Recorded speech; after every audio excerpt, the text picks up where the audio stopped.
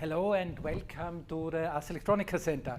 Welcome to Ars Electronica Home Delivery, our daily live streaming program coming directly to you from our Ars Electronica Center. Guided tours through our exhibitions, workshop, lectures, and of course concerts are the regular elements of this program. And Friday evening, again, it's time for piano music and digital images. Like the last several times already, all the visuals that you're going to see are generated in real time, driven by the music as it's being played. And the music program that we selected and put together for today is really exceptional. We are starting with Ludwig van Beethoven, actually with his 3 marches for 4-handed piano, opus 45. It's originally composed in 1802, commissioned by an Irish nobleman, and when it was published and printed for the first time in 1804, it got this dedication to the Princess of Esterhazy. The first march is in C major, Allegro mano troppo. The second and the third one are S major and D major, and both are vivace.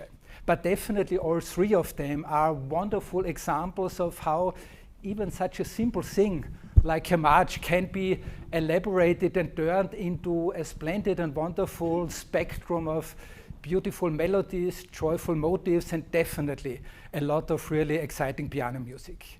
Exciting piano music that this evening is again performed by our 2 guest artists, Maki Namekawa and Davies, 2 wonderful piano artists here from Linz who usually play their concerts all over the world. So we are really very lucky and grateful to have you here for this evening again.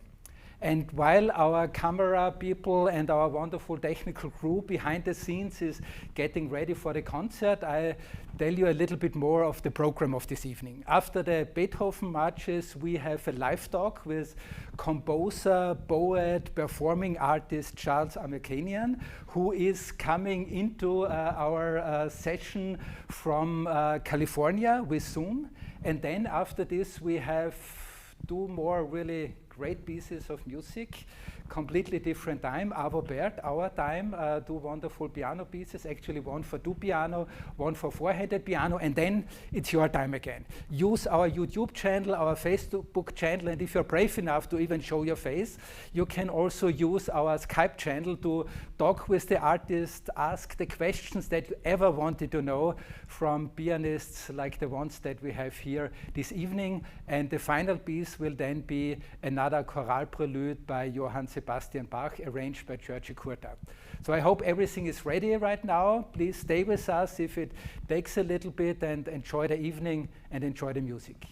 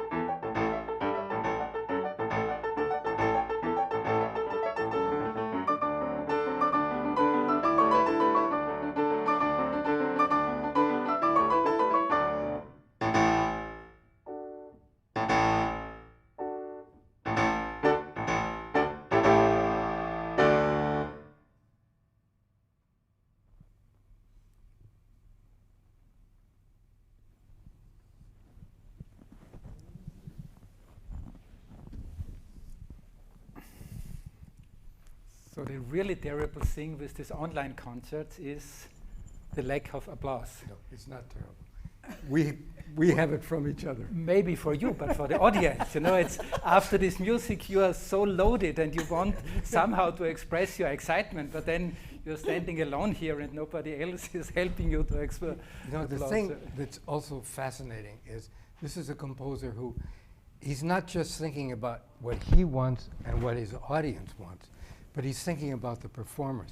He's writing this music for the performers. In the first line, it's really what he's thinking about. Yeah. And it's such fun. Yeah. It's just a joy to play this music. It's a joy to play his tragic music because he knows how to write for the instrument and he makes you enjoy what you're working on and doing. It's just incredible. And more composers need to do that, to think about us when we're doing it. We want to enjoy it. Well, probably because he was playing it himself. And there is a very nice anecdote from when he was composing it. He, as the saying is, he was always singing along with it. And people say he was singing really terribly, despite the very good music he was composing. And actually, it's really a piece of music. Even sitting here, you really want to sing along with it. It's really incredible. He probably had, while he was writing this, on his desk, the Eroica Symphony, the Third Symphony. It was around the same time. Yeah. He would compose, he had the Fifth Symphony and the Sixth Symphony next to each other on his writing table. He composed them at the same time. He was just, composing is what he did. Amazing, yeah. So composing for performance, composing for completely different areas, not only for the instruments in the concert hall, but working for radio, for performances, working with language and voice is the specialty of our guest that we have this evening. And I would like you, because you know him so well, to introduce our guest. Yeah, I'm thrilled that Charles Amerkanian is joining us from Berkeley, California. He lives in the San Francisco Bay Area. It's a composer. We've been friends since the early 70s when we began working together. I began working at the Cabrillo Music Festival as music director, and Charles was already there. And quickly I began to understand that Charles knew a lot about music that I wanted to know about from him. And that's really how our relationship started. However, there's more to the relationship than that. To this evening, as we were testing, I heard him say to Maki as I was just out of the room, "Did you know that they've started baseball in Japan?" And that's really one of our other major occupations in our friendship. Is we usually send information as to who's doing what. That's one of the sad things about our current situation, is that we have to talk about music all the time. In any case, Charles, composer, poet, his music with ambient sounds, digital sampling, he uses orchestra instruments. He's been for many years an important curator of experimental music. Now and for the past couple of decades, he's been the director of the Other Minds musical organization. The Other Minds is a foundation, an organization that has a yearly festival, but that also does a lot with composers and radio broadcasts and preserving old radio, new music broadcasts. Charles is just a great music citizen, and I'm so thrilled to have him here on the program. Hi, Charles. Hey, guten Abend. He was also, by the way, 3 times in Linz. He's very affiliated actually with Ars Electronica since many years as an expert in our digital music or computer music juries, but also with his own artwork. So we are very happy to have you here back again, even if it's only online. Charles, what are you doing? What's Other Minds doing right now? Well, you know, we have 4 programs. We have a music festival that we do every year. We have an archive of audio history of contemporary music, and we have a kind of record label that is now moving into doing some new digital downloads of obscure but really interesting pieces that either have been forgotten or have just been composed yesterday. And we'll be doing a weekly radio program as usual on KALW in San Francisco, and that is heard internationally over the internet. But Other Minds is called that because when John Cage passed away, the New Yorker wrote a kind of sarcastic obituary notice saying that Cage composed music in other people's minds. So Jim Newman, who co-founded Other Minds with me and who's a big music fan and visual art gallerist for many years, said, hey, let's be the other minds. We're the people who don't do the normal things.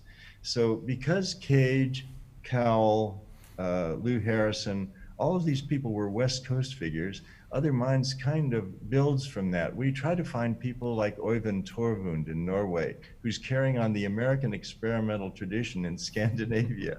And we're looking for composers who have something a little bit different to say by re-examining the very basis of music. If Beethoven were alive today, I really wonder what instruments he'd be writing for and what he would do. So when a new thing comes along, like computer music, the people who are really the experimental wing of music leap to that and try to make something of it. And it's a pleasure to work with composers like that at Other Minds. Are you doing, you've had to, of course, stop your concert activities now. Are you going to be able to start up again in the near future, or what's the prognosis? Well, nobody knows. I mean, we're going to start up. We had our 25th festival planned with Anthony Braxton and Roscoe Mitchell and a lot of the great improvising musicians from around the world, and they were coming here in April, and we had to postpone that. We've rescheduled it tentatively for next March, but we also had a 26th festival planned for March, so that's going to be the following year. It's exasperating, but it's a shared pain. I mean, if you can't have the Olympics, you can't have the Other Minds Festival, right? So, but we're excited about releasing a new recording just next month of music by Beth Anderson, who was one of the co-founders of Ear Magazine, along with my friend Charles Shear.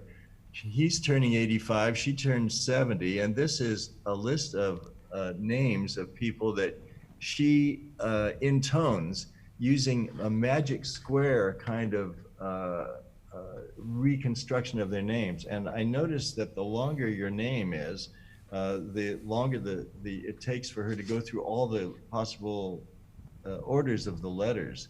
So, for example, we have, here are some names: Nathan Rubin, Frederick Jepsky, Michael Saul, Eric Satie, Kurt Schwitters, Charles Shear, Ethel Smythe, Naomi Sparrow, Laurie Spiegel, Gertrude Stein, Virgil Thompson, Remedios Barrow, and so forth. And so she spends about 30 seconds to 90 seconds on each name and does the funniest version of their name, solo voice, recorded in her friend's studio in Brooklyn, and we're bringing that out next. And we're going to be doing more digital downloads. You can get information at otherminds.org and listen to our weekly radio program. And if you're a composer and you've got music you want to share with people, send it to us, because we'd like to air it on our radio program. You can write to liam@otherminds.org, L-I-A-M, liam@otherminds.org, and Liam Erb will take the recording and use it in a program every week. We need a lot of material, so we want a lot of people to participate. What a wonderful offer. Charles, when you talked about Beth Anderson, it reminded me that she was the composer at my first Cabrillo Festival. That's where we met. And we did a performance. It was a premiere of a piece of hers called Joan.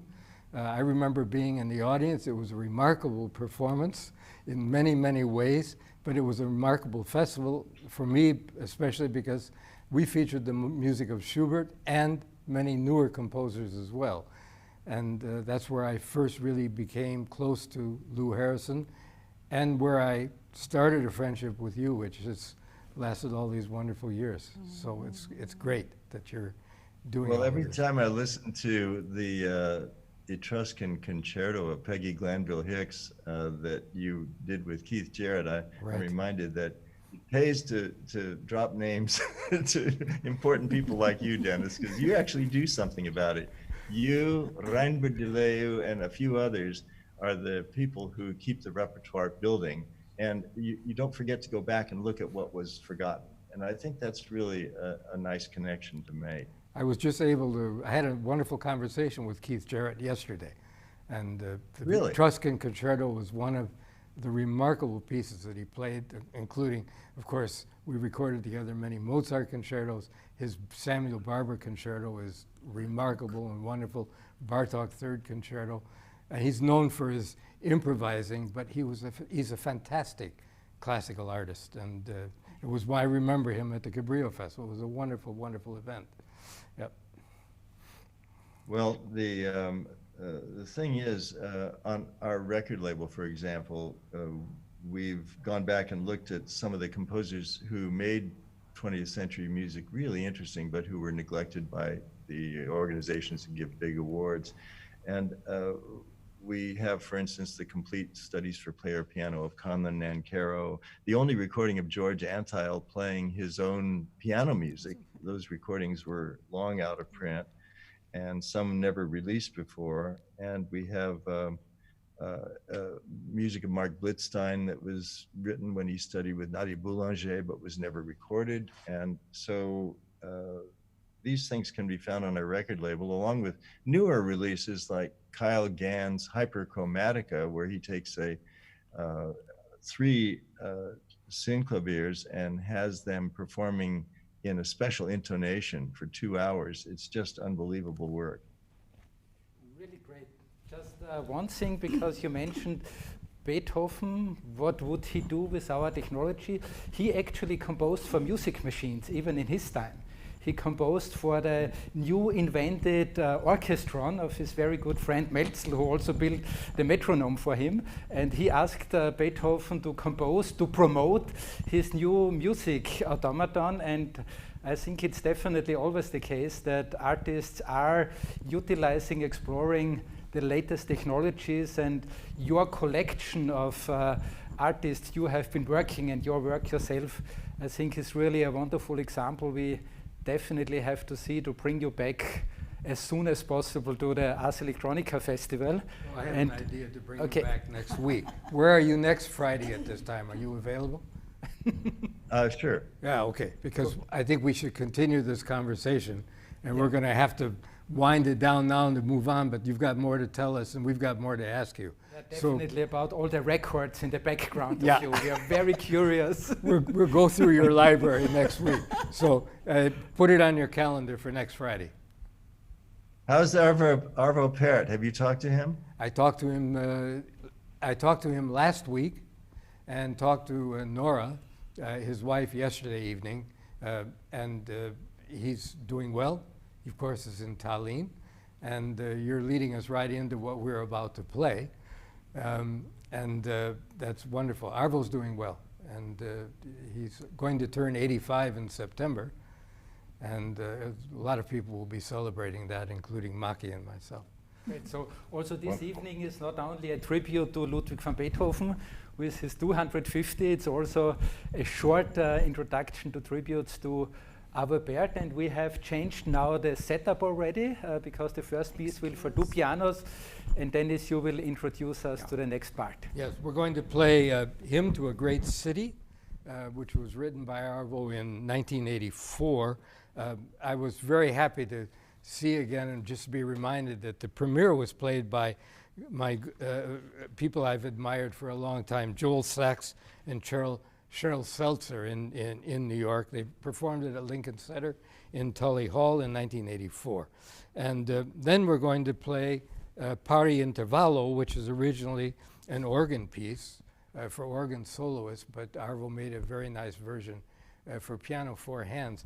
And Pari Intervallo, the title of the piece, basically describes what the intervals do. They stay, in my part at least, they stay the same.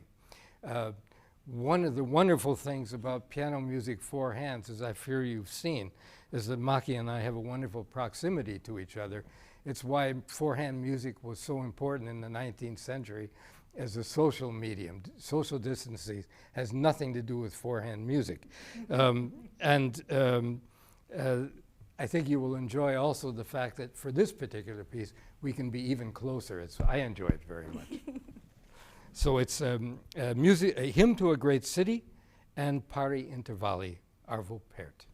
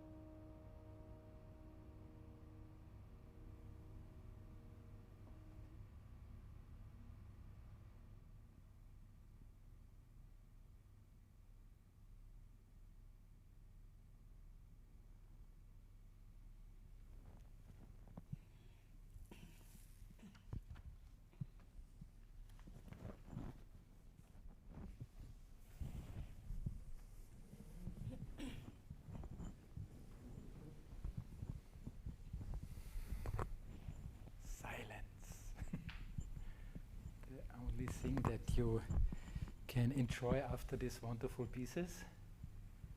And the second thing, of course, is now to talk with the audience.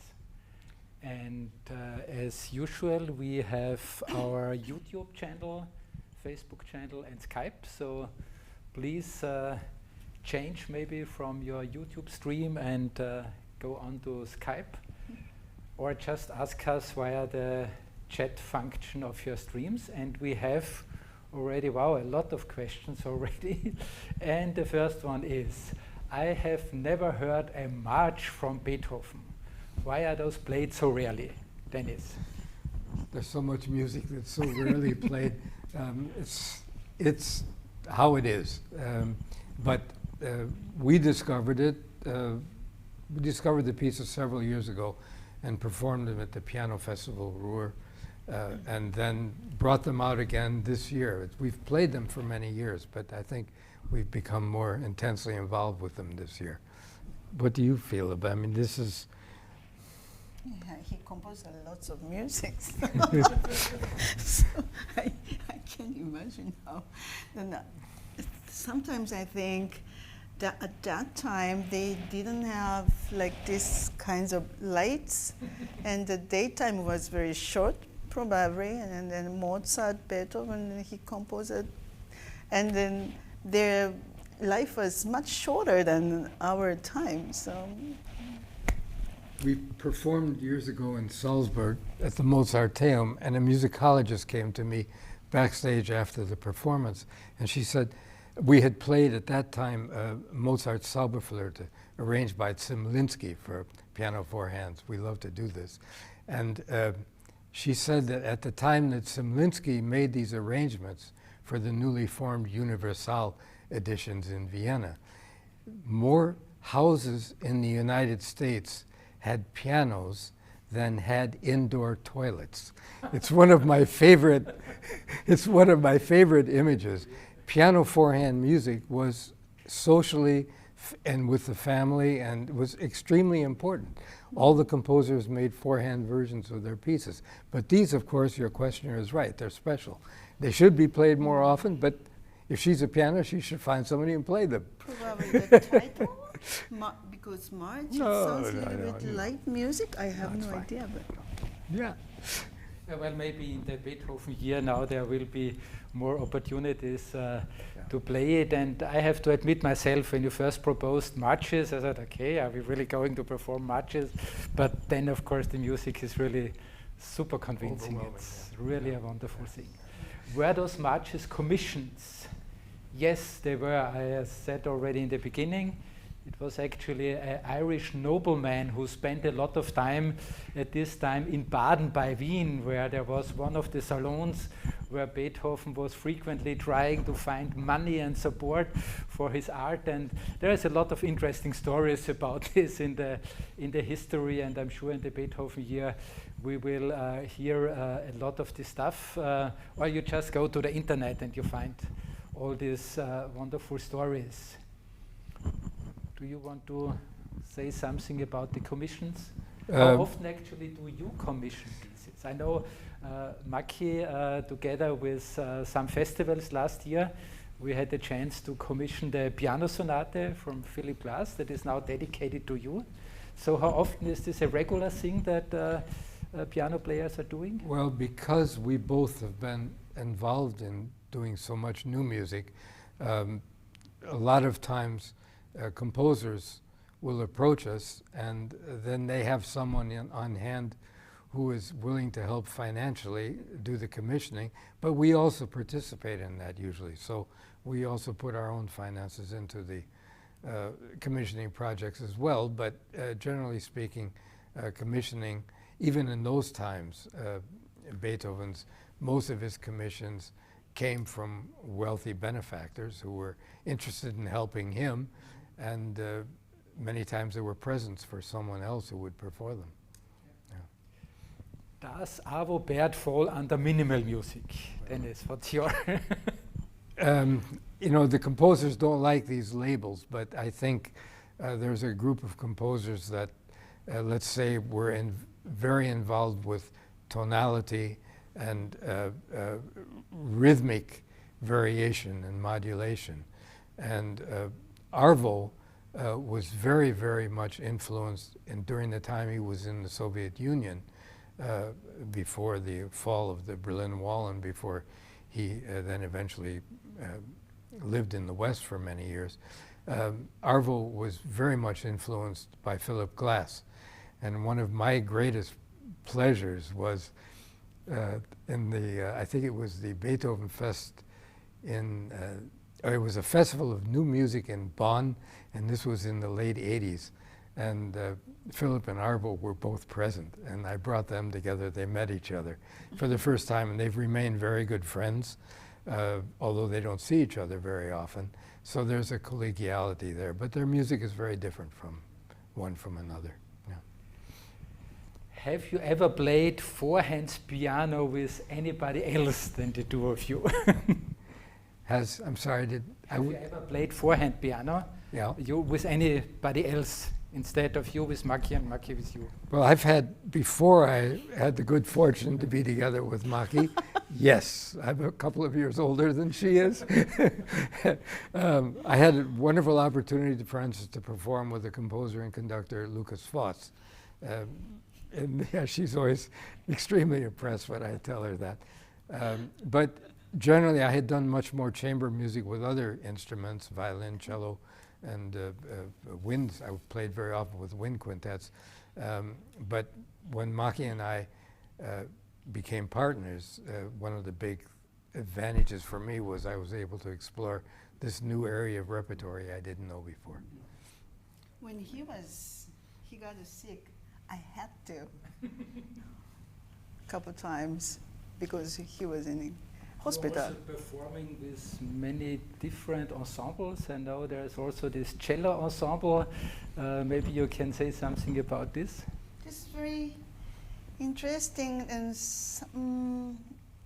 this feeling like you are going to school, what is an Ausflug, with classmate, yeah, to how.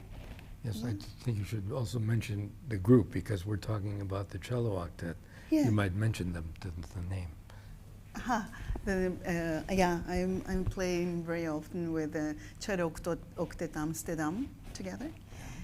So, and yeah, like this feeling, I'm going to with many friends to go somewhere in summer vacation, and then I never miss my family, but a couple of days later, I miss my family like this. Sometimes when I play with another pianist, four hands, when I'm on tour with Philip, then I'm playing sometimes with another pianist. But yeah, it's very nice to. Thank you for mentioning the piano, the cello octet, because I have to say I forgot the exact name of it, but it's a really great thing. So do Amsterdam you perform? cello octet. But most of the time you are performing actually solo as a pianist. Yeah, or cello. Yeah. Okay, so we have. There's a question for you. No questions but comments. Somebody from Japan, Hiroko on Skype. Hiroko is a friend of mine. She looks like she's Japanese. She may not be from Japan, but let's see. Okay. Well, anyway, I'm very flattered. She says she's a big fan of Mr. Stocker, who always asks the right question at the right time. Thank you very much. But we have another comment on YouTube. I love Maki and Dennis. And another one from Facebook, loving the concert so far. So well, that's very nice. It seems we are not very nice. here just alone. There is a lot of people out there who are enjoying it. I think we got a lot of really good feedback also from the last concerts, and even if slowly now the life is starting to go back to normal here in Austria, there are still many people all over the world who are under the impact of the Corona lockdown, and we hope that with this concert series we can really bring some joy, some relief, some inspiration to people. Thank you very much for joining us. Don't forget, next Friday is another concert in the series, so it will definitely go on until the end of June. So 4 more concerts are actually to come. And maybe Dennis, before you announce the last piece, the farewell for this evening, you can say something about next Friday, what we have to expect next Friday. Well, next Friday we will again return to the music of Philip Glass, and we'll play a selection of his piano etudes. I will play a couple of the earlier ones from the original group that he composed in 1994, and Maki will play a couple of the very late etudes that he's composed. There are now 20 of them. And then we will also include on the program our 4-hand arrangement of the interlude from his opera, The Voyage, that was commissioned and premiered at the Metropolitan Opera in New York in 1992. So let's set up, and then we will, excuse me, we will play for you now again another of the Bach chorale preludes that were arranged for piano 4 hands by George Kurtak. And this one, O Lamm Gottes, unschuldig, Innocent Lamb of God, it's a very special piece. This piece also shows not only Bach's genius, but Kurtak's genius. You will really hear an organ. It's unbelievable how he did this, and you will be amazed at the sound that comes from just the piano. It's quite an extraordinary achievement. So Johann Sebastian Bach, O Lamm Gottes, unschuldig, set for piano 4 hands by Georgi Kurtak.